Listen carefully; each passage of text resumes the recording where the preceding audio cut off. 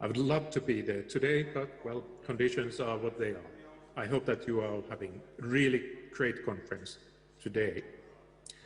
The title of my talk today is Evolving Game Studies, and I will be discussing the following topics shortly, including the prehistory of game studies, emergence of game studies as a modern discipline, interdisciplinarity and game studies, and then concluding with some recent evolutions in how game studies have been approached in our university, Tampere University Game Research Lab.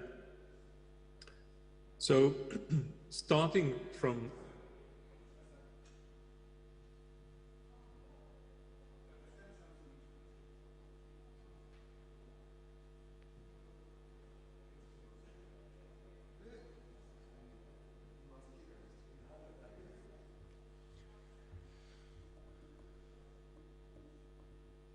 imam neku senku negdje, nešto, čujem se ovdje jebati.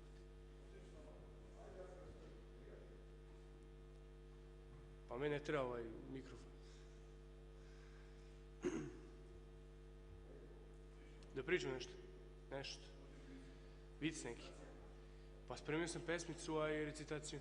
Mislim, mogu i pesmicu, a mogu i recitaciju. Prvu pesmicu, a mogu recitaciju bolje. Pa šta hoćeš?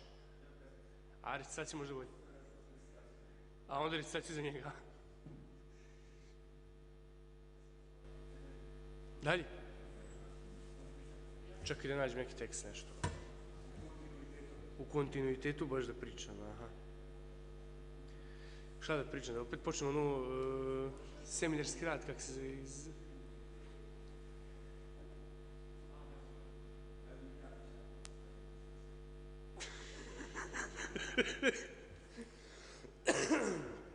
Prvi ne znaš, ovamo došlo da me zezaš, a? Aj mi reci, jel imam sa strana negde senku, neku nešto na nosu, da li prekriva, sve okej? Dobro. Čekaj. Hvala. Pa mislim. Da sam znao, ono malo bi se...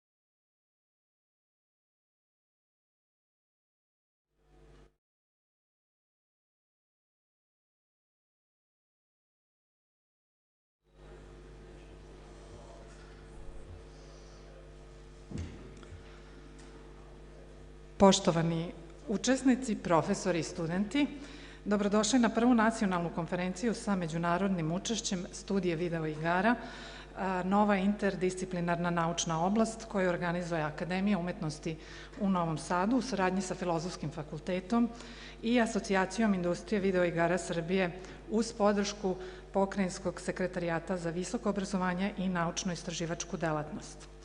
Konferenciju će otvoriti profesor Siniša Bokan, dekan Akademije umetnosti i profesor dr. Manojlo Maravić, predsednik odbora konferencije. Dajem reč dekanu profesoru Bokanu.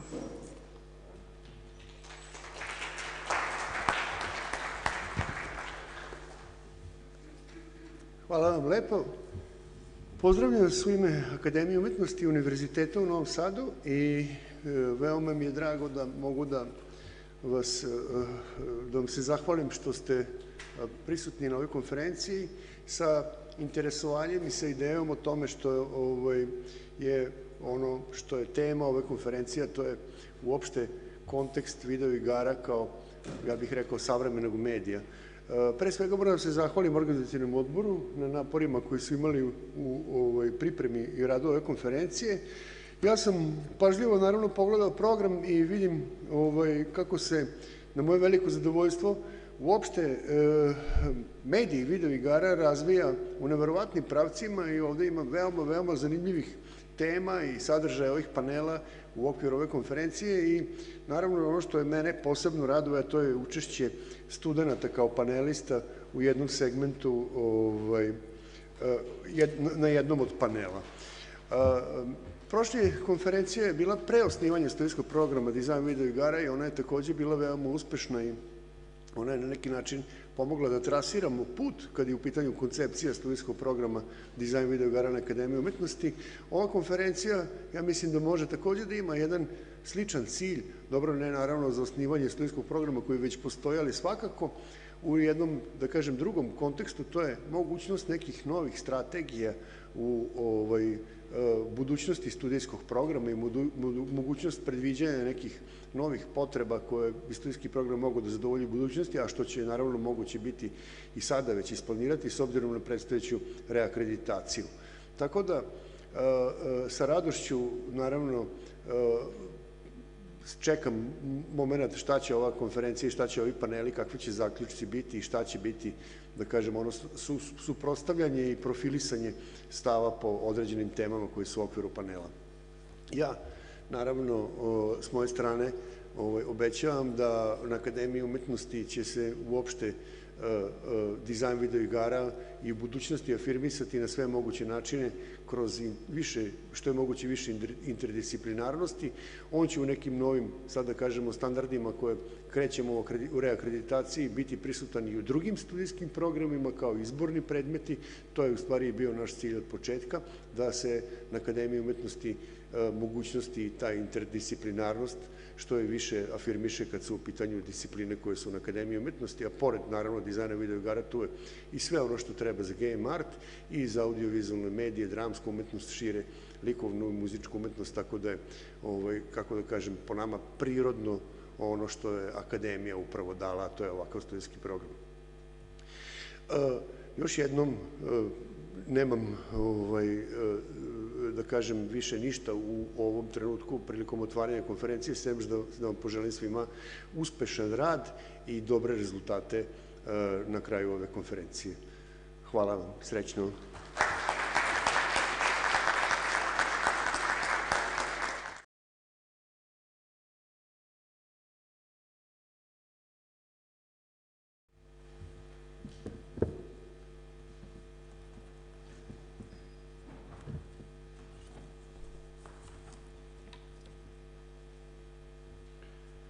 Drage gamerke i gameri, studenti dizajna video igara, poštovani učesnici i dragi gosti, uvaženi dekane Akademije umetnosti, u ime odbora želim vam dobrodošlicu na konferenciju Studije video igara. Neizmerno mi je drago što je konačno došao ovaj trenutak da se svi okupimo oko predmeta naučnog proučavanja, naše omiljene dokolice, predmeta kritike, strasti, moralnih panika, obrazovnog i političkog sredstva, prostora uspostavljanja društvenih i kulturalnih veza i novog umetničkog medija videoigara. Kako to da su videoigre postale legitiman predmet naučnog proučavanja? Postoji nekoliko uslova koji su se u tom pogledu ispunili u poslednjoj deceniji prošlog veka. Naime, tokom 90. godina tehnologija proizvodnje i razvoja videoigara je značajno unapređena u pogledu proširene memorije, odnosno korišćenja kompakt diskova, kompjuterske grafike, razvoja interneta i online igranja i naravno procesorske snage računara, što je sve naravno vodilo i razvoju novih igračkih mehanika, estetskog i narativnog doživljaja, ali i zahvaljujući internetu do novih načina socijalizacije. Videoigre su u tom smislu postale kompleksnije, a samim tim i interesantnije za naučnike. Početak većeg interesovanja za istraživanje videoigara nije samo tehnološki determinisan, već i generacijski. Generacija X istraživača rođenih krajem 60. i tokom 70. godina, koja je odrastala uz videoigre, u poslednjoj deceniji 20. veka dostizala je godine kada je većina ljudi na vrhuncu svog stvaralačkog potencijala. Naredni razlog leži u činjenici da od druge polovine 90. pa do danas industrija videoigara je u konstantnom usponu, što govori o sve prisutnosti ovog medija u savremenoj globalnoj kulturi. Krajem 90. godina na nekoliko konferencija pod nazivom Digital Arts and Culture, organizovanih u Bergenu, već je ukazana potreba za sistematičnijim pristupima proučavanju videoigara i organizovanjem i stvaranjem novih naučnih zajednica upravo oko proučavanja videoigara. A pre tačno 20 godina naš današnji keynote govornik, profesor Danske kraljevske akademije Jesper Juul i jedan od svakako najeminentnijih teoretičara u ovoj oblasti, organizovao je konferenciju Computer Games and Digital Textualities u Kopenhagenu, dakle internacionalnu konferenciju na kojoj se okupio zaista ogroman broj istraživača širom sveta i ta konferencija na neki način bila konstitutivna u formiranju ove nove naučne discipline.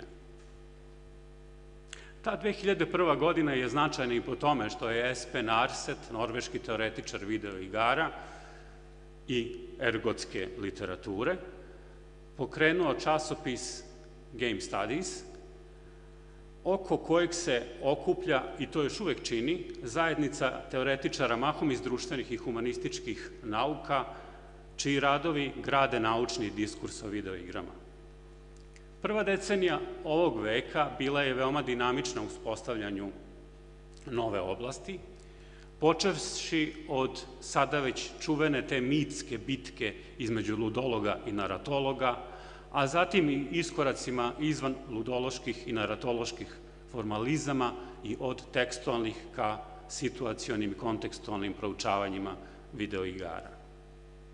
Tu je svakako i konferencija DIGRA, osnovana 2003. godine, danas svakako jedna od najznačajnijih internacionalnih konferencija u oblasti studija videoigara, u čijem početku i organizovanju je značajnu ulogu imao naš drugi današnji keynote govornik, profesor sa Univerziteta Tampere, Frans Mäyrä, koji će vam se obratiti putem snimljenog izlaganja nakon mog obraćanja.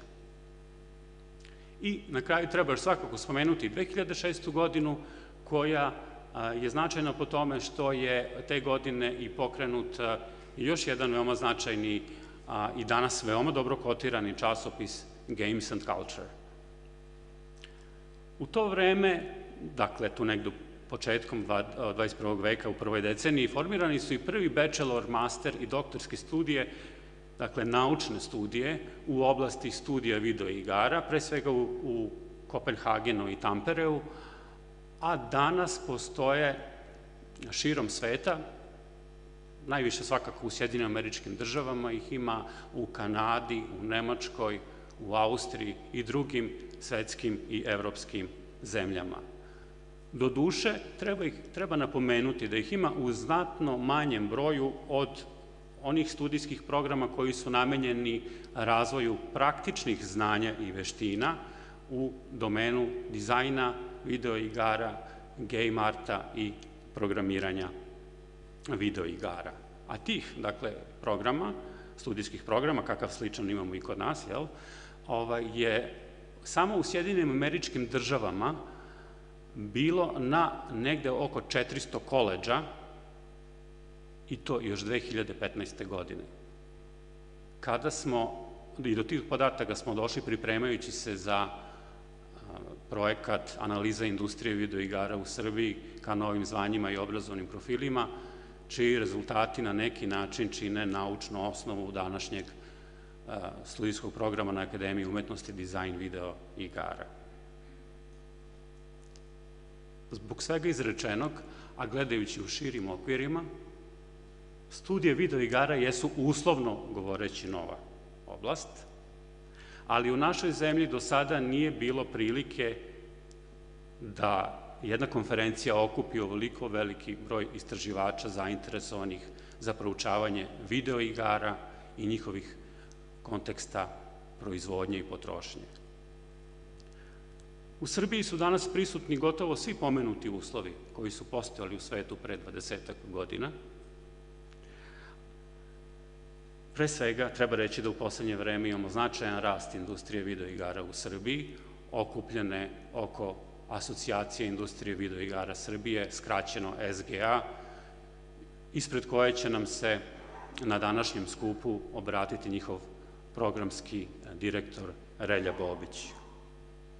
Zatim, sve više fakulteta kod nas otvara studijske programa različitih nivoa studija u domenu dizajna igara, game arta i, kažemo, ostalih praktičnih znanja potrebnih za proizvodni proces. I na kraju veliki broj prijavljenih mladih istraživača na ovu konferenciju govori da se i u generacijskom smislu ispunio taj uslov, da se video igre posmatraju kao relevantna naučna tema, a ne kao puka trivijalnost štetna po telo i dušu naše dece. I na kraju uvodno izlaganje završavam referirajući na naslov Arsetovog uvodnog teksta prvog broja časopisa Game Studies, koji je glasio Studije video igara, godina prva, kada je 2001. godinu označio kao prvu godinu početka razvoja i konstituisanja nove discipline.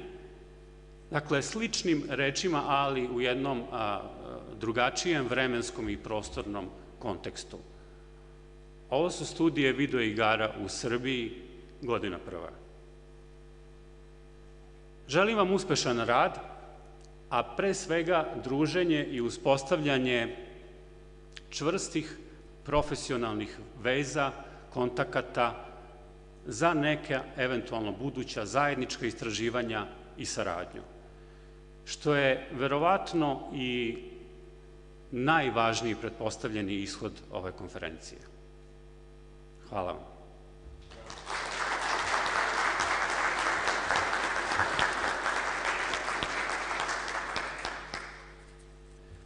A sada ćemo poslušati našeg prvog keynote-a Fransa Mäyrä i njegov snimak, a nakon toga i Jespera Juula koji će nam se obratiti online.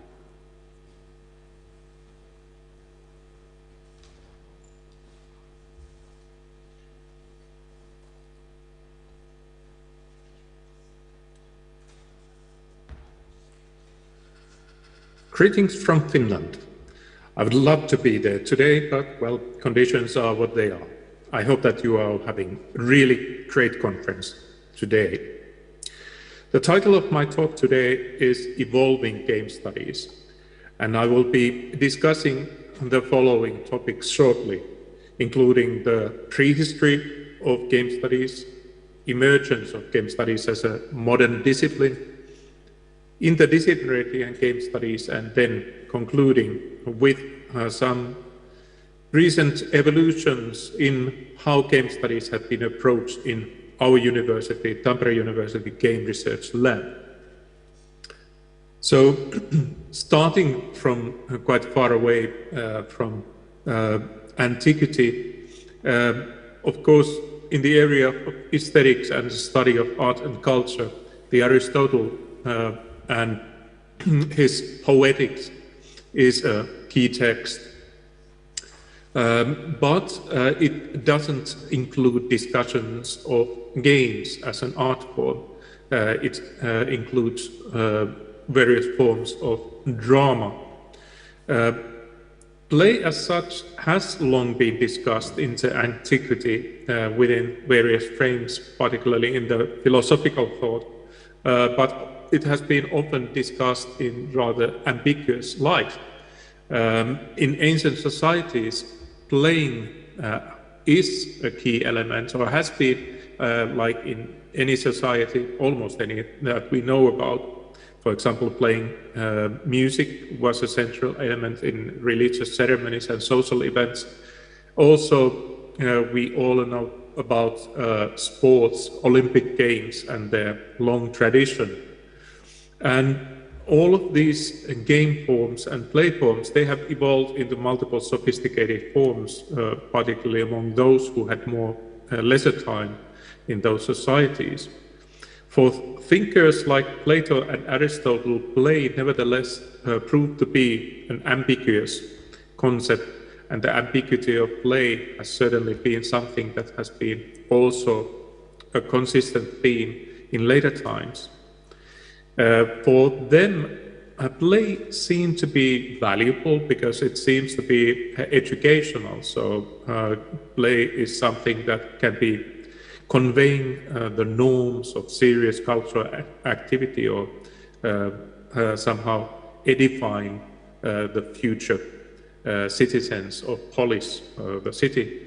On the other hand, play suggests something intrinsically unserious or childlike, which was well, problematic for these early thinkers.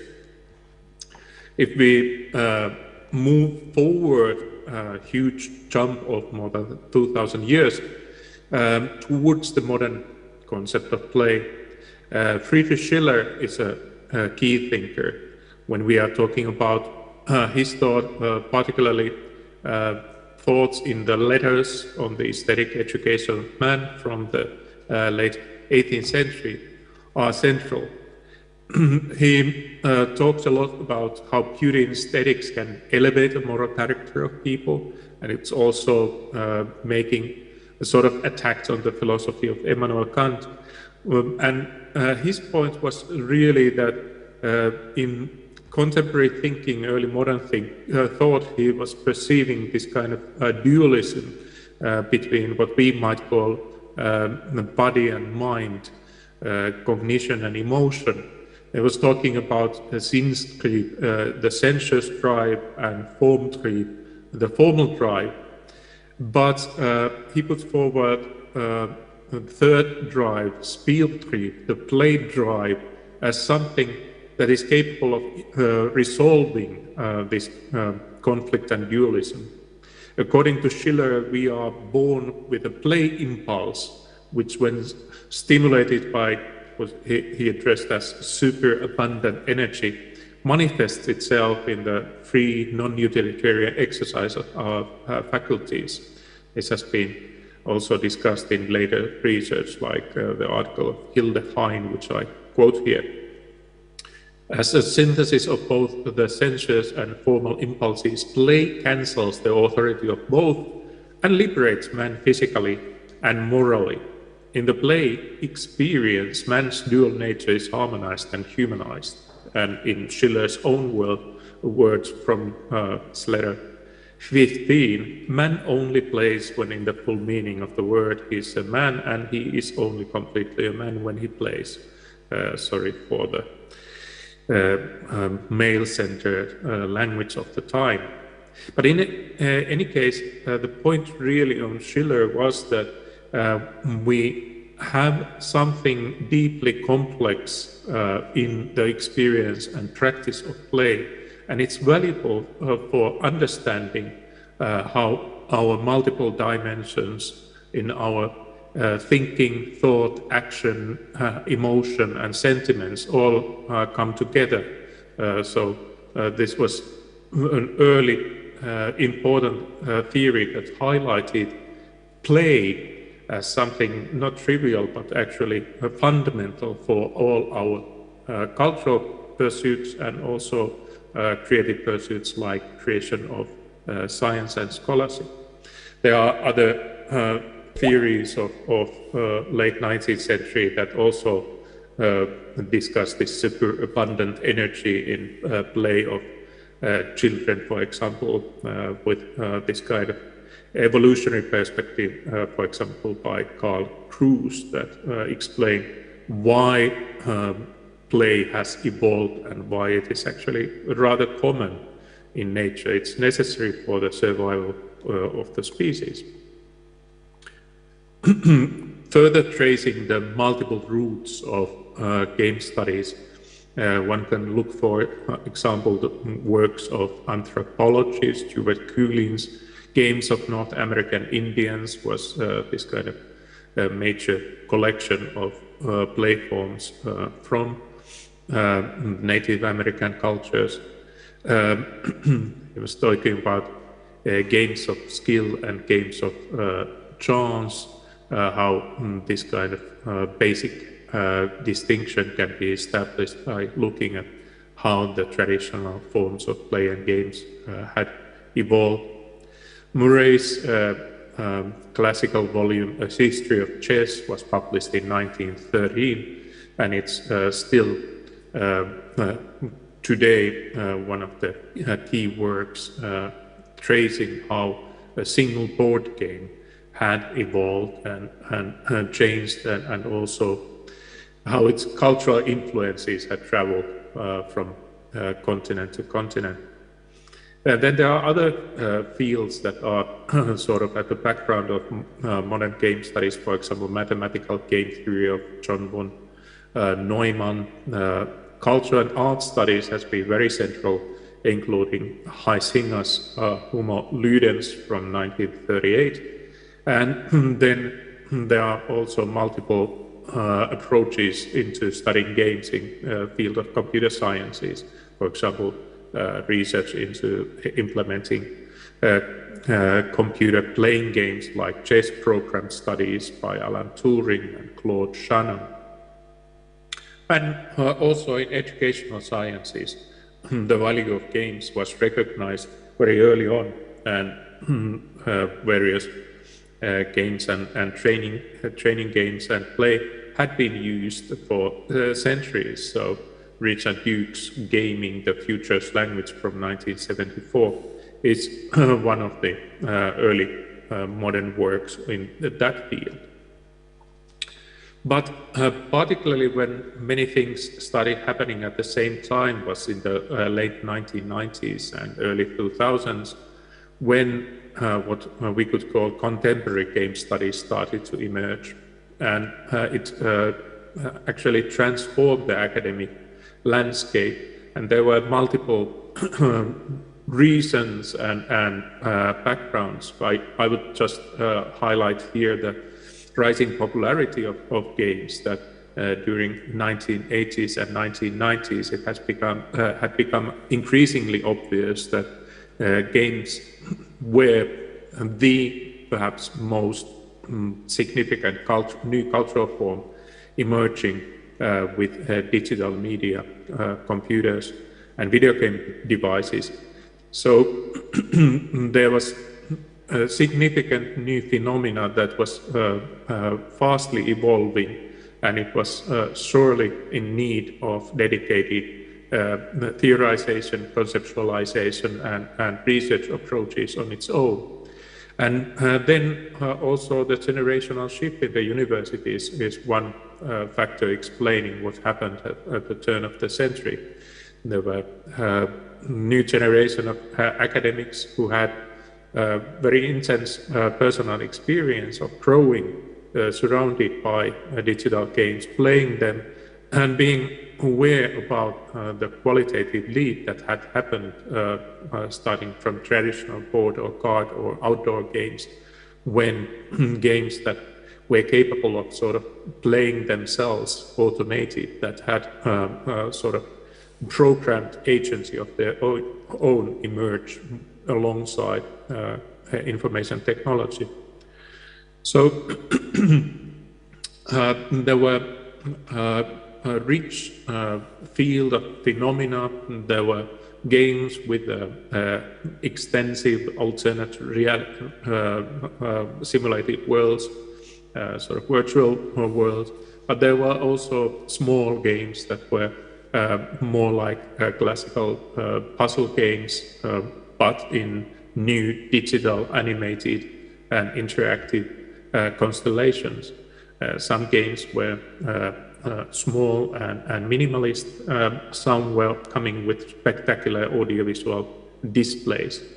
So new questions started to emerge, that what games actually are, what is the gameness of games, and the epistemology as well as ontology, how we can study these kind of objects, and what is valid knowledge about games and play.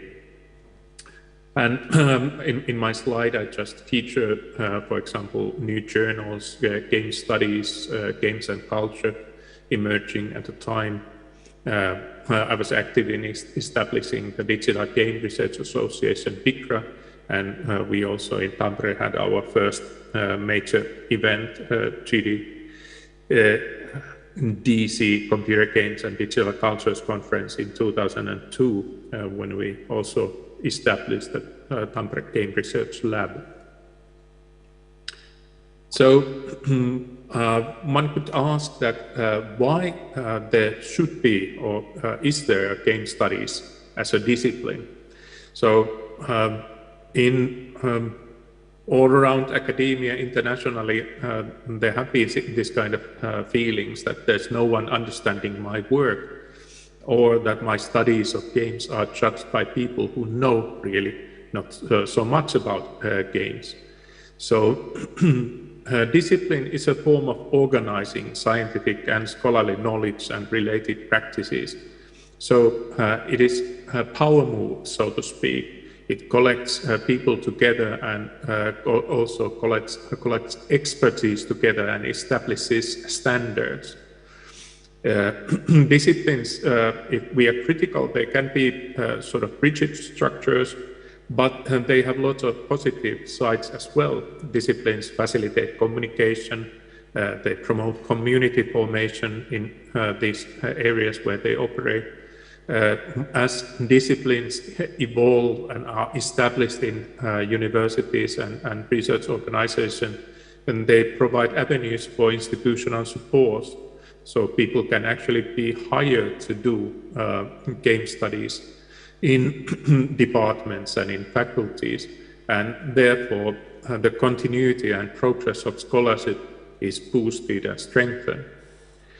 Disciplines are also, from scientific angle, valuable because they promote terminological clarity. People who are operating within a certain discipline, they read each other's work, they communicate, they establish shared language so that we can actually understand that what we are meaning when we are using certain concepts. And bringing together people focusing on the same area, they are sort of accumulating knowledge and understanding. And the disciplinary support is not only local within a single university, but it can extend from degree programs to international conferences, new journals, academic associations, and therefore also structures that support establishment of academic work positions. So just a picture slide to highlight how the landscape started to change in early 2000s, when there was veritable explosion of publications, and some of the new associations joined older ones. So Prva joined Isaga. Gaming, simulation and gaming had been established, I think, already 1970 or something like that, but games and culture in 2005, game studies a few years earlier. So when we are talking about a discipline, we also need to discuss interdisciplinarity. So it is important to acknowledge that when we are looking at games, we do not necessarily agree what they are or how they should be studied. So I just highlight here a few alternative approaches. I'm personally coming from mostly humanities background, so what I call here hermeneutic and phenomenological traditions of thought are important, sort of critical explorations into the ontology of games as works of art. But then social sciences have also made very important contributions to the emergence of game studies. And there the basic paradigm is more like that research needs to be based on empirical data that has been collected systematically and which can be verified. And then there are even more diverse approaches like those of technical sciences or design research, where the aim is to contribute to the innovation and construction and creation of games and their underlying technologies, or new implementations and applications of games as certain kind of technologies or design creation. And there are economics, there are legal studies, health, education, and many, many other fields that have their own knowledge aims and also established practices. And games are certainly relevant for all of them because of the widespread impact and also very extensive application possibilities of games and play. Jesper Juul argued already in 2007 that there are actually certain underlying tensions or even fundamental conflicts between, for example, how social sciences and humanities understand what games are or how they approach them, like games as empirical phenomena or games as this kind of more ideal abstract artworks, also having consequences for methodological choices in the field of informal methods or formal methods. So there's certainly potential for conflict, even incompatible differences. I have been working in interdisciplinary fields and research projects quite a lot, and I perceive quite a lot of room for collaboration, and I see it as one of the strengths of doing game studies and game research. This is just a highlight from one study where we did this kind of survey with 300 respondents of people who are working with game studies and game research, and pointed out that they have multiple origin points or fields where they have gained their education and original degree, but many of them had also moved to do different style of research as part of their avenue into game studies. So game studies is a highly dynamic field. Finally, a couple of examples from our research and our evolutionary road into game studies in Tampere. So this is a figure taken from Laura Ermis and my own study from 2005, where we were aiming to understand the fundamental components of the gameplay experience, particularly focusing on what we called immersion. So this was a study that brought a game scholar and psychologists together fitting humanities and social sciences, methodologies and perspectives to understand both the empirical as well as more general sort of theoretical structure of what is going on when people are playing games. So the gameplay experience was modeled as something that is rooted in the structures and characteristics of games, performances of play, but also on the capacities and sort of underlying mental structures of players as human beings. Moving to the next step, so to speak, in our evolution, we started to take into consideration the contextual frames of this kind of experiences more. Not everybody, for example, plays in immersive manner. There are people playing very casually, and it's important to acknowledge how gameplay experience is contextualized immediately and in personal context, social context, but how games are also contextualized in various production contexts, and also playing and reception of games is situated within not only the history of games and earlier play forms, but on the wider context and social norms of the society. So this was a study that I published in 2007. And finally, the current step in the evolution of game studies in Tampere is the Center of Excellence in Game Culture Studies that the Akademia Finland has now granted funding for. I'm heading that in Tampere, but we have also Jyväskylä and Turku University research teams joining in. And the model that we are here developing and applying into game studies is this circular model where we have 4 key themes or dimensions: meaning and form of games, creation of games, studies into the players of games, and studies that look into the societal frames of games, for example, the history of games, but also contemporary and future-looking applications of games, that all need to be fit together so that we can actually understand the multidimensionality of game culture. So that is where we see game studies currently as this kind of rather multidimensional discipline, but it is rooted in these earlier developments. So here are some references and recommended reading. Thanks again of your attention, and I hope you really enjoyable and informative conference.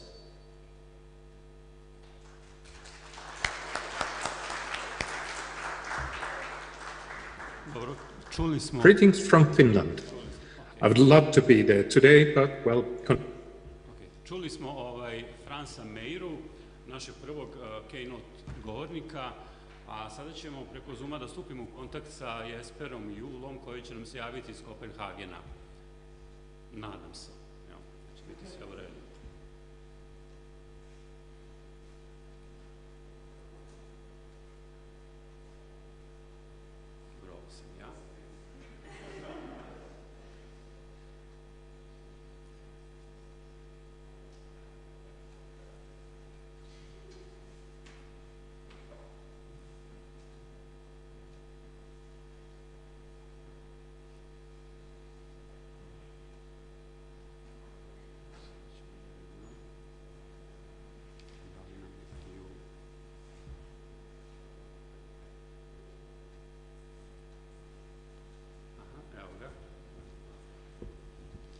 Hello, Jesper. Greetings from Novi Sad, Serbia.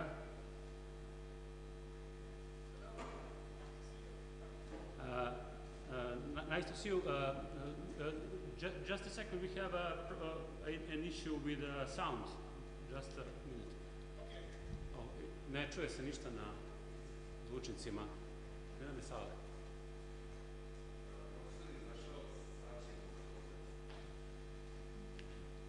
I'm very sorry, just a second to see what's going to. I'm very happy to see you at the first Serbian Game Studies Conference. As I said previously, in our correspondence, we are honored that you have accepted the invitation to be the keynote speaker, and we are confident that your presentation today will provide additional impetus to our emerging academic community. So, just a second to resolve the sound issue. Should I start sharing my screen? Yes, please.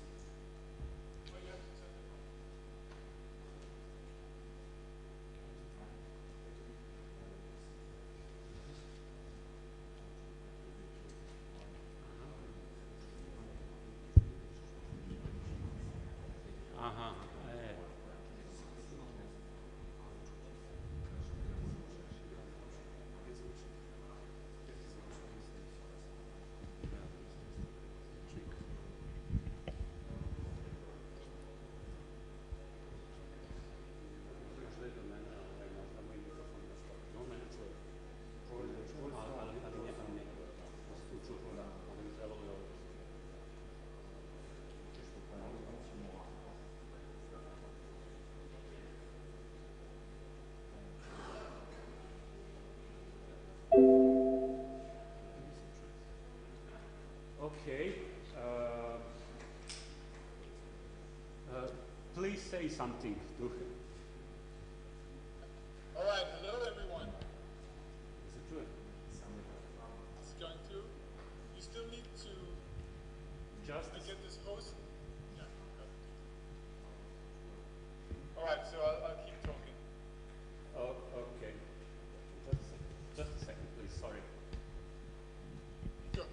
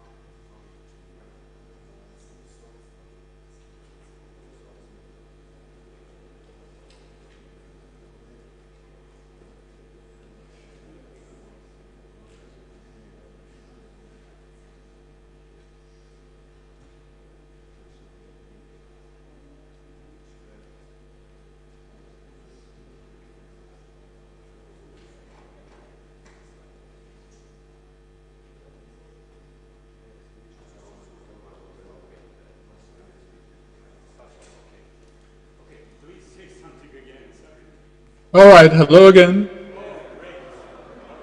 Great. Hi, everyone. Okay.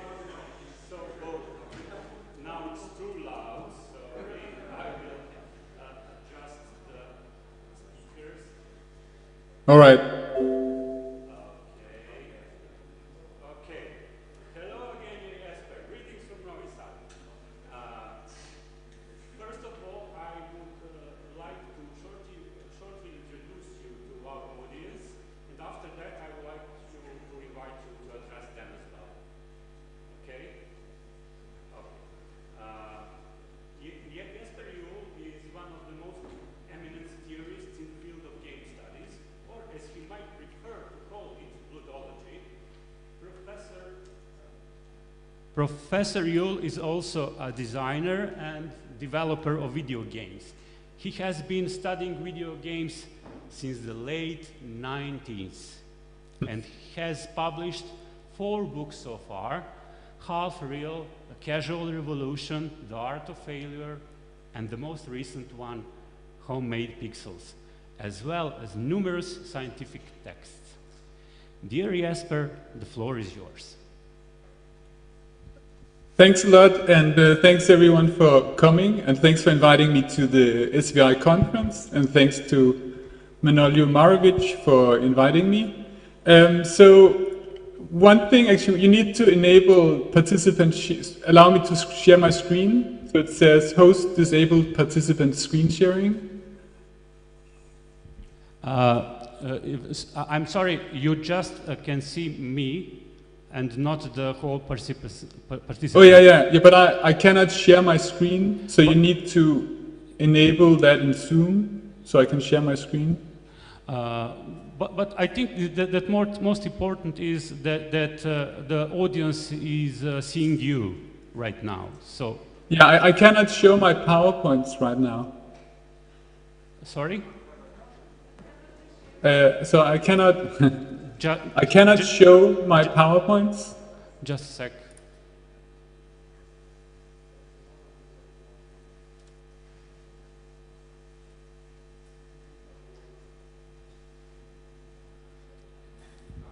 Is it okay now? There you go. Thanks. Great. Okay. So here we go. All right. So yeah, thanks a lot. I'm also sad that I can't make it in person, but hopefully we can do that sometime in the future. So it's an interesting program, and I'll kind of try to participate from here. So to kind of the title of the talk is like From Algorithms to Independence: A Short History of the Meaning of Video Games. And so I'm probably touching on some of the same issues that Frans is touching upon, but I'm telling this a bit more as a kind of story of a personal journey. And to kind of explain, I think, what I think I've been doing for the last 20 years is that I think the prejudice against video games was always that in some way they were meaningless or that they didn't matter. And for 4 books now, I've tried to look at how games are important and meaningful. So Half Real was about how games are meaningful, not just in the stories and fictions, but also in the rules. Casual Revolution was about how even a small game without a story can be meaningful in the way it interacts with our lives. The Art of Failure was about one particular aspect of video games, this idea of failure as meaningful. And most recently, I've been interested in meaning in independent and experimental games, and how here the experiments in themselves provide a kind of meaning, and also that the story of the game production, or the game's history in a sense, also provides a kind of meaning. But let's kind of go back to the beginning, right? So you have this new thing, or this relatively new thing called video games, and you want to understand it. So what do you do? The problem, I think, was around when I was starting this around 2000, was a lot of us had been trained in a particular kind of literary tradition of narrative theory, and there's nothing wrong with that, but I think we had certain kinds of worries about narrative theory. So the first worry was that if you have a kind of a universalist theory, as narrative theory sometimes is, like this idea that you have one theory that can explain all aspects of human culture for all of history, like across all cultures, then that there might be something missing, right? That there's something that theory is not going to catch, right? The second worry was that narrative theory was in a way tied to kind of industry consolidation, right? So it was clear that a lot of, say, Hollywood or big kind of movie studios and television studios were interested in video games as an outlet for their IPs, right? So if you own Spider-Man, you can make the Spider-Man game and so on.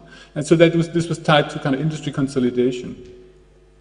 The third kind of worry was that kind of narrative theory had this kind of culturally conservative thing that both in the kind of theoretical sense, right, like going back to Aristotle, we have this great theory that explains everything, but also in the kind of as a question of taste, right, that you might have this idea that all good art forms are really about narrative, and anything that's kind of new will only join the pantheon of, say like ballet and kind of an opera and cinema and novels if it kind of contains a kind of proper narrative.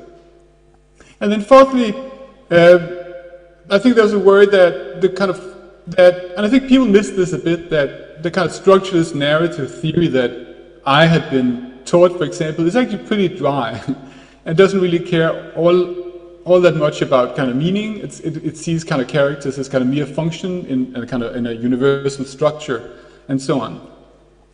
At the same time, so one game I think that influenced a lot of people, including myself, was Gonzalo Frasca's game September 12th.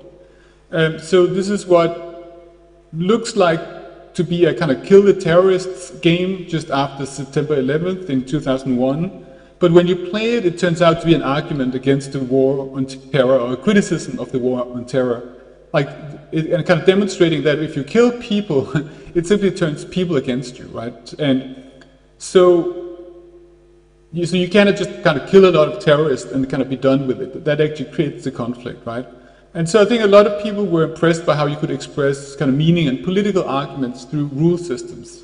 And I think it was also clear there was something kind of really interesting here that I think we felt we needed new theories to understand. And so I think in a way this kind of clearly proves something. But it's actually slightly different, right? So stop a bit, right? So I think what it proves, I think, is that you also kind of have to let it go, right? That it's very easy to get hung up on defending like any one particular kind of theory or perspective, right? But that I think, as I'll demonstrate, I think video game history actually teaches us that we shouldn't do that, right? We shouldn't just kind of try to root or kind of go for, kind of try to attach yourself in one kind of, to one kind of theoretical team or one particular kind of theoretical kind of perspective. We shouldn't kind of get entangled with that. Recording in progress. So what I think, yes, I think video game history teaches us that there will always be new things we didn't anticipate. And so therefore, in a way, no matter how attached we may be to our own kind of disciplinary background or to a particular theory, we also always have to be kind of ready to kind of let it go. And let me show you what I mean. So at the very kind of first conference I was part of organizing, the Computer Games and Digital Textualities conference I made with Lisbeth Klastrup. These were kind of, you can think of them as a bit as kind of, you might think of as kind of indie game festivals in a sense, right? These were also kind of social events, right? So these were ways of gathering people who had similar interests. And I think it became clear that even though we perhaps didn't necessarily know what everybody else was going to work on in their research, it was clear that it was important to have that kind of space for a community. And then also to make a space for kind of publications and in turn make spaces for PhDs, for grants and for centers and so on. I also think that when we're doing this, and I think this is also something what Frans talked about before, right, that the institutions are pretty important, right? It's important for, say, a young scholar to have somewhere to publish their work, right? It's important to have a center that you can attach a PhD to and so on, right? It was also very clear, I think, when we're doing this originally, that there was much larger need for this than we thought, right? So it's one of those situations where I don't think Lisbeth Klastrup or I kind of felt that we were just creating something new. It's more like, in a way, we felt probably a bit like agents to history or midwives to history. That there was a kind of big need or a lot of people interested in working with video games. It was just to kind of, our job was just to kind of make it come into being in the world, right? We also didn't really know what kind of research that'd be, but clearly a lot of us were coming from a kind of humanities background, as Frans was talking about as well, right? Similarly, like when we're doing the Game Studies Journal a little later, it was also a kind of realization that there needed to be some kind of outlet for kind of research, right? So this journal was, as it says, like the primary focus is on the aesthetic, cultural, and communicative aspects of computer games. Again, perhaps coming a bit from kind of humanities, kind of broadly construed, but certainly I think it was sort of successful in providing a space for all kinds of work, like aesthetic, political, feminist, kind of humanist, anthropological. But what was really kind of shared by all these people was just this idea that games mean something and matter, and that they aren't just kind of entertainment. So that's a kind of big historical preamble.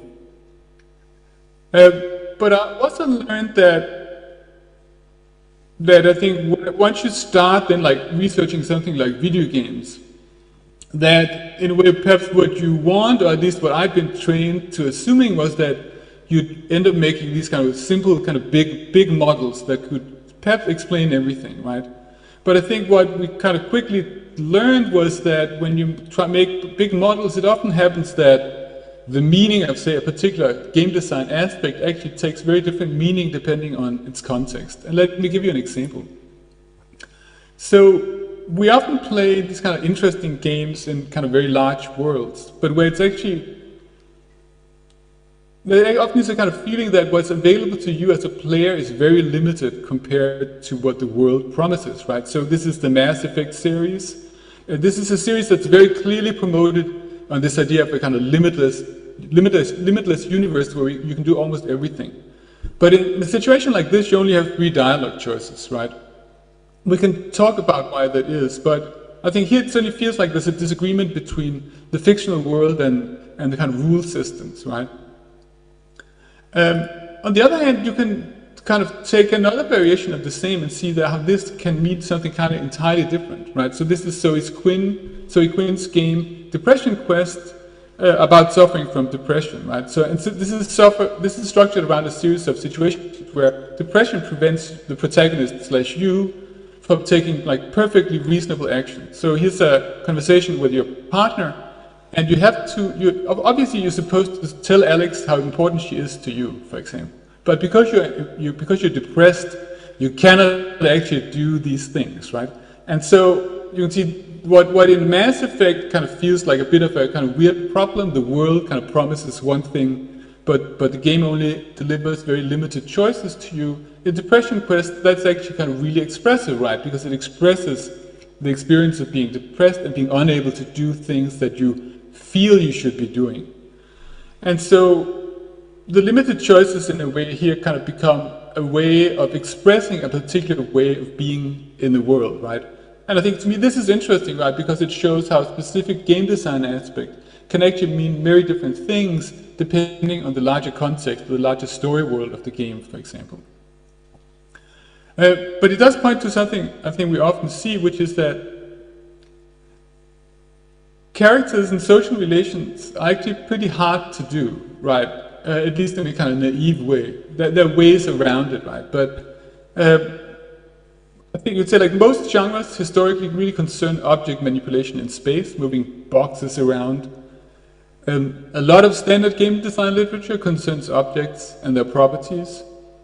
And also that standard tools often concern objects. So right, if we take the example of Unity 3D, which I think is the most popular game engine in the world, this comes with all kinds of fancy things, right? It comes with a physics engine, for example, but there's no kind of dialogue editor, for example. There are all these kind of demos about kind of with first-person shooters, platformers, but Unity hasn't really focused on something like visual novels or interactions between characters, right? So Unity demos are really often about objects, basically. People also use Unity for other things, right? But it's just kind of interesting how even like a big tool developer with like close to like unlimited resources still like focus so heavily on object and so little on kind of human interaction, right? So I think one of the things you can see that's been happening perhaps especially in the independent game design space is for people to think about different ways of representing kind of human interaction. So this is an example from Florence, which in a way is kind of super naive, right? That they're having a dialogue with a partner that's kind of not really working out is something that's solved by solving a puzzle. And in a way that's kind of very disconnected from the actual content of a dialogue with another person, obviously. But here it becomes a kind of metaphor for kind of solving things and making things feel kind of whole.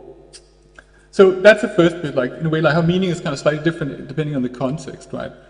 The second thing I just wanted to mention is this idea that flexibility or the kind of pragmatic aspects of kind of video game design actually turned out to be really and deeply important. So I was interested in this question of what we call casual games, and I think today we talk about like mobile games, and there's even a subgenre we call hyper-casual games, right?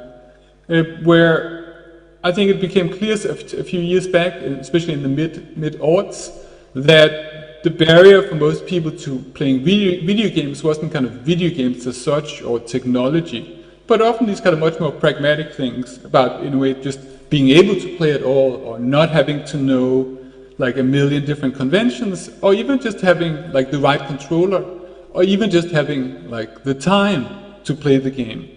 So I interviewed a lot of people here. So one player talks about wanting in a way to play like these hour-long Mass Effect sessions, but having a daughter, and then kind of what was available to this player was really these kind of very short periods of game playing, like 5 minutes of Mario Kart or 5 minutes of Smash Brothers, right? So that game design here turns out, or it's, well, obviously in a way, just has an element that's just really, really important, which is the kind of thing we didn't talk about when we were just analyzing games as content, right? This fact that a game actually has to fit into people's lives. And that things about like how much time does it take to play this game, how easy is it to get into, what kind of devices do you need to play, those things are actually really central for most players, or for all players, right? Then I'll talk about meaning in experimentation, and this is the question of independent games to me. So the most recent book I wrote, as you were saying, Handmade Pixels, is about the history of independent games.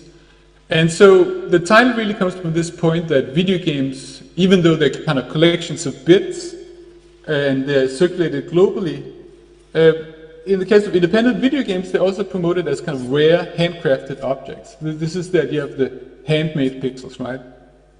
And so what I did here, well, I won't go into too much. I interviewed a lot of players, a lot of developers and festival organizers. I looked at the history of independent game festivals and how they constructed the idea of independent games over time, and looked at various issues of kind of aesthetics in independent games.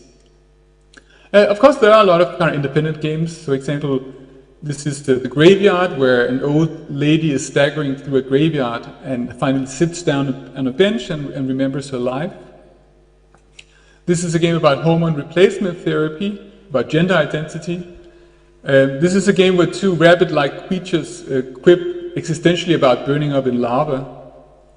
And so, to me, independent games are interesting because they're also kind of one of the most interesting events in the history of video games. And I think they're interesting because in a way, in a fundamental way, I'll talk about, they are often about kind of if you think you know what video games are, there's usually an independent game for showing that they can also be something different than you thought they could be, right? And so the question is like, are independent games independent just like cinema and music? So clearly people use the word independent to signal a kind of relation to independent cinema or independent music, right? And so independent games are often compared to that in this kind of assumption about independent games being something that rejects a compromised status quo. But independent games also appeared at a different point in time, so there are certain ideas that went into independent games that are entirely different. Like ideas of the makerspace, or the DIY development, are things that are kind of specific to independent games and are not part of... Would you go to... Sorry. Yeah, I'm also taking care of kids. All right, so it's clearly the case that people call independent games independent to signal like an affinity or closeness to cinema and music, but there's no guarantee that it will be the same, right? So, for example, I wrote a lot of this book in my local independent coffee shop, right? And for the owner of that coffee shop, it's actually important that he doesn't want, say, like more locations. He doesn't want to have a chain. He only wants this kind of the single coffee shop that's his personal coffee shop. And I think a lot of these ideas of the kind of local and the kind of particular and the handmade are very ideas that went into independent games, but I don't think are so much part of especially independent cinema. That can be a little confusing. The way I ended up dividing it was to borrow something from Geoff King's book on American independent cinema. And he distinguishes between three kinds of independence. So for him, a game can be like a movie, and I'm adapting it here. A game can be financially independent. And so that's what we, I think, used to mean, right? That a game is a financially independent game is one that's not controlled by a publisher or an investor. Like people have creative control and can decide what the game should be, right? The second kind of independence is the idea of the game that can be aesthetically independent. So this is when people try to make a game that's different than other kinds of games, right? So it can look different, or it can play different, or it can express different things, or anything like this. And finally, cultural independence is, he calls it the relation to the broad social, cultural, political, ideological landscape. And what that means is, it's when you make a game that claims to make a political argument or make a political difference, right? Or a cultural difference. So this might be a game that expresses an experience that hasn't been seen in video games, or which might criticizes existing video game design and tries to do something new. The interesting thing is that, and then if you look at the history of independent games, they kind of went through this somewhat in order, right? So the first festival, as far as we know, that was called an Independent Games Festival was the IGF in 1999. It was kind of interesting what they say here. We feel confident this event will quickly grow to mirror the Sundance and Cannes film festivals in credibility, size, and recognition, right? So it's a very, very ambitious, very ambitious program. But this first festival was very much tied to the idea of financial independence, right? If you go back and look at the games that won the festivals the first few years, like from today, they don't look so obviously independent. Like what this is really centered on is people coming with a demo and then hoping to get picked up by a publisher. This is very much the film festival model, right? Looking for distribution. And so this is the first winner, Fire and Darkness, which is a 3D real-time strategy game a game about military strife. It was never released actually, right? And I think the first few years of the festivals very much follow this model. That they're kind of demos for kind of regular big budget titles, then just hoping to pick up a publisher or an investor, right? Then about 2005, and this is what you might call this was perhaps kind of classic indie game in a sense. I call it aesthetic independence. This is where people started making these kind of 2D games. They started doing kind of monochrome visual styles. They started using kind of hand-drawn graphics. They started using kind of voxels like in Minecraft and so on. And so this was typically made by one or two people. There was always a story how it was driven by passion, and often it was referring back to kind of the 1980s game design, but with some kind of modern twist. And I think, to me, I wrote a specific article about this issue, that one thing that's weird, like, do these games then have anything in common? Well, actually, yeah. Like, most games promoted as independent try to distance themselves from kind of big budget 3D. And the typical way of doing that is to use your modern computer to emulate an earlier visual style. And so that could both be emulating like 1980s computers, or now there are games that emulate like PlayStation 1 and Nintendo 64 graphics, right? Or it can be about emulating like torn paper or children's crayons. So anything but high-end, big-budget kind of 3D, right? So, and I think this is kind of pretty central, right? That this is something people do both because it's often cheaper, but also because it signals that you've made a deliberate choice to do something different than a big-budget game. And it also signals that your small budget is a feature, not a bug, right? That it's not just that your game would be better if you had like an extra 50 million euros, but that actually your game is good because it is made on a small budget that allows you to do something that's different and that expresses something personal. And around 2012, and I think we're still in a variation of this, there's this kind of definitely shift towards what I call cultural independence. Like the festivals start awarding awards to games that make kind of political or cultural arguments. So, for example, here's Molle Industria's game Unmanned about being a drone pilot in the American military. And that both kind of makes a point about this kind of war that's kind of waged at a distance, and like this kind of thing about technology allowing people to kill other people in this kind of semi-anonymous way, right? And it also makes some point about an argument about kind of video game technology being too close to kind of military technology. And I think so.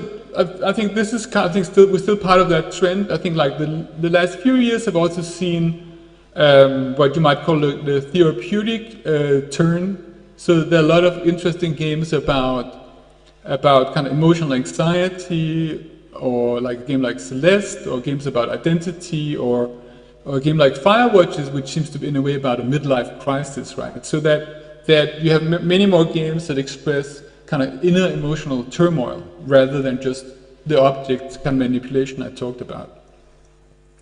So we can sum it up a bit like this, that what we call independent games here is really a kind of general, a bit vague idea of independent music and cinema, but it's really then filtered through these ideas from the early 2000s about the local and the authentic. So it's closely tied to things like vinyl, right? This return to the analog, this kind of fascination with the older forms, often a kind of reaction against, I think, mass production. So I think students that I teach often will say they don't want to be part of just the big machine at, say, Blizzard, or perhaps also for other reasons, right? They want to make something where they can express themselves and be in a small team where they know everybody, right? There's also a reaction against brands. And I think in video games, you often have the story of the creation of the game. So you find that most smaller independent games will actually often have a very kind of specific story about the people who made it and why they made it, right? And that is often part, in a way, of what's the perceived value of the game, where like big budget titles or mobile titles are often kind of anonymous products, right? Then I also think there's this kind of anti-modernism at play, right? That when you do this, it's a bit like the arts and crafts movement, like a bit more than 100 years ago. It's kind of reacting against kind of modern mass production and trying to go back in time to, say, earlier game genres or earlier visual styles. And I said this is often centered on kind of rejecting video game existing conventions. So, say if there's an assumption that all, say, platform games have to be really hard, you find a game like Celeste that allows you to turn off the difficulty, basically, for example, right? If you assume all games have to be very long, you make a game that's very short, and so on and so forth, right? And I think the point to me is that all of these, in a way, create a kind of meaning, right? So all of these are part of the kind of meaning of the game as it comes out, right? Right. So then kind of coming back, kind of wrapping up and coming back kind of full circle. So the original discussion I was referring to was whether rule systems in games really meant something. And I think that people have generally come around to this point, I think, after all the discussions about social media and kind of the series of, say, Facebook scandals lately. So I was interested in, so there's a recent study made by Bavarian Broadcasting showing an algorithm that's meant to judge the personality traits of an applicant from a video, how in practice all these kind of small manipulations, like putting on glasses, putting on different kind of headwear, will actually make this algorithm make completely different assumptions about the person's personality traits. So yeah, so you can see this is the original assumption about these kind of the big 5 personality model traits, and then just putting on a headscarf just completely changes that again, right? And there was other examples, just like changing the contrast of the video and so on, also completely changed how the algorithms would judge people. And of course, there are many examples of algorithmic bias in face recognition, in hiring, and in social media algorithms. And so I think there was a lot of resistance initially, I think, to including rule systems and algorithms in games as something that was worth studying alongside more traditional perspectives like narrative theory.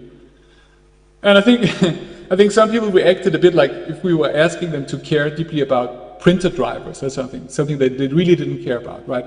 And I think to a lot of people this felt kind of outside meaning, but I think it's really clear that it isn't, right? That there's nothing that's really outside the ways that video games can provide meaning. And I think this has become pretty, I think perhaps culture has changed a bit, and so these kind of arguments have become pretty kind of accepted by now. We can see concretely how kind of algorithms around us do things and carry meaning. And to me, that's a kind of lesson, right? That you should always be aware of, you should always avoid assuming that you can exclude any particular kind of perspective when you look at something like games, right? And so I think this is also perhaps what kind of history does to us. So you see all these kind of interesting changes in kind of game design. Say we used to think that boredom would always be a problem in games, but we have games about boredom, say like Card Life or Papers, Please, right? We used to think that games should always have interesting choices, but it can be an interesting expressive device to kind of limit choices and so on. And so I think this is what kind of game history has done to us, right? That once you get casual games, you actually really have to think, and you realize, at least I realized, that I should have been thinking about the pragmatic aspects of how video games fit into players' lives, right? When you got to independent games, I think it became clear that there were a lot of things about kind of game production and the way game production is promoted that actually are really kind of central to the way we perceive video games. Once we got kind of free-to-play games and games with microtransactions, I think both became clear that we should be thinking about business models, but also that we should also be thinking about the old business models, that this old model of buying a disc in a store is not some kind of universal truth. It's a particular way of selling video games. It's a particular business model that does specific things, right? And so what happens here, I think, at least for my kind of personal journey, is just to kind of focus on things that are happening, and then to see new things happening, and then like being forced or being kind of pushed, I think, by history to like looking at video games in new ways, right? And so that's in a way also what I mean, right? That I think it's important to identify what's new or what's unsaid, and whatever your training kind of doesn't really explain, right? So don't feel you have to defend any kind of one theory, including the one you were trained in or your own background, right? So look at what's new and interesting instead. And so let it go, right? Thanks a lot. Thank you very much.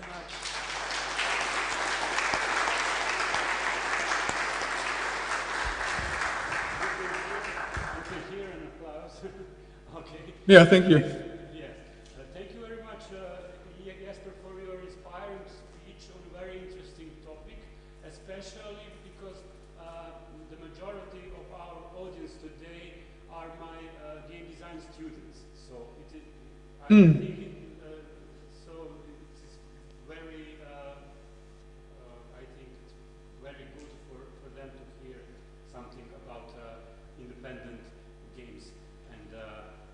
But if I could say one thing.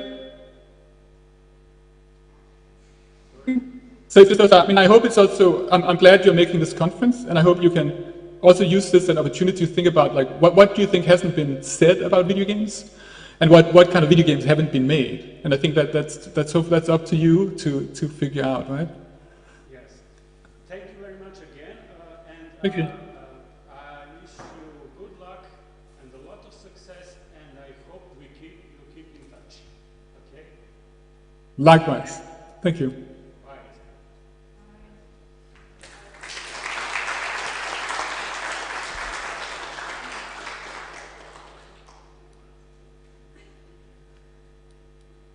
Recording stopped.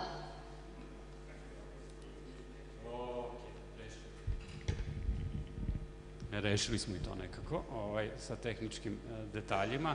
Eto, čuli ste Jespera Juula, i ja baš mislim da je veoma interesantno, s obzirom da ovdje imam baš dosta naših studenta za game dizajna, s obzirom da je i Jesper i dizajner video igara, osim što je i tako jedan od najpoznatijih teoretičara u ovoj oblasti, on je istovremeno i game dizajner na neki način, on je idealan primer kako se teorija i praksa mogu na neki način povezati, spojiti i da to sve funkcioniše. Dobro, sa ovim ćemo sada da završimo ovaj uvodni deo i obraćanje keynote govornika. Sada nam sledi pauza od nekih pola sata za kafu i za čaj, a nakon toga krećemo sa radom po sesijama. Tako da studente molim da nas pričekaju u hodniku, mi ćemo da napravimo sad neki mali dogovor, a da učesnici ostanu ovde kako bi se dogovorili ko će gde ići, u koju salu i eto tako, ali vidimo se svakako kasnije.